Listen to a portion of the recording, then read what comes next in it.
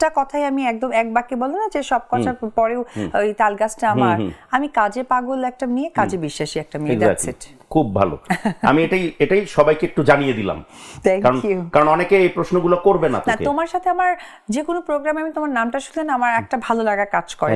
কেন জানো দাদা, মানে তুমি না উপস্থাপক না, তুমি একটা সত্য এবং ঠোঁট কাটা মানুষ। যে জিনিসগুলো মনে হয় যে মানুষকে একদম ফ্রন্ট স্ক্রিনে বলা দরকার সেটা তুমি বলে ফেলো, এবং তুমি সেই স্পেসটা করে দাও, এই জন্য আমার খুবই ভালো লাগে।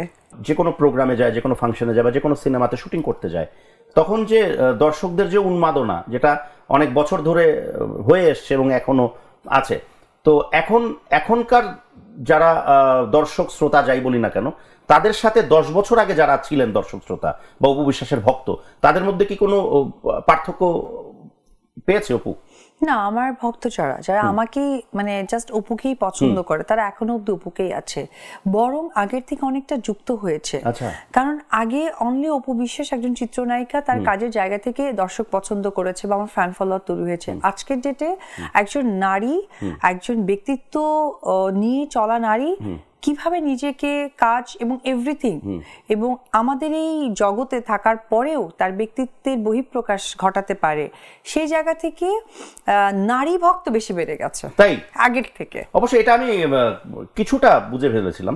সেটা হচ্ছে যখন আমরা সিনেমার শুটিং করছিলাম শ্বশুরবাড়ি জিন্দাবাদ 2 এর, তখন ইনফ্যাক্ট একটা আউটডোরের সময় আমার মনে আছে, মানে কোথা থেকে জানি হুড়মুড় করে, তোর কথা শোনার পর আর কি, হুড়মুড় করে একেবারে কোলে বাচ্চা টাচ্চা নিয়ে, মা বোন নাতি পুতি যা আছে সব নিয়ে ভিড় হয়ে গেল, এবং সব মেয়ে বলতে মহিলা গোত্রীয় নারী, প্রপার নারী যারা আর কি নারী হয়েছে তারা, মানে হয় না যে মেয়েরা তো ধাপে ধাপে বড় হয়, একটা পর্যায়ে তারা পরিপূর্ণ নারী হয়।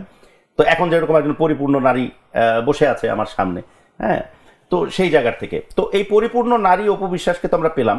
কিন্তু অপু বিশ্বাসের যখন শুরুটা, যখন আমি বলতে যাচ্ছি যে অবন্তী বিশ্বাস থেকে অপু বিশ্বাস কি করে হলো? কারেকশনটা বহুত করেছি, আমি জানি না, আমার জানা নেই, আমার নাম কিন্তু কখনোই অবন্তী না, নেভার এভার। তাহলে এই নামটা আসলো কোথা থেকে? এই নামটা আসলে এটা উইকিপিডিয়া থেকে এবং গুগলে এখনো রয়ে গেছে। এক্স্যাক্টলি, আমরা জানতাম যে অবন্তী বিশ্বাস অবু বলতে থেকে ওখান থেকে অপু হয়ে গেছে। আমার নাম, আমার অরিজিনাল নাম অপু বিশ্বাস মেঘা। আচ্ছা, মেঘা, হ্যাঁ।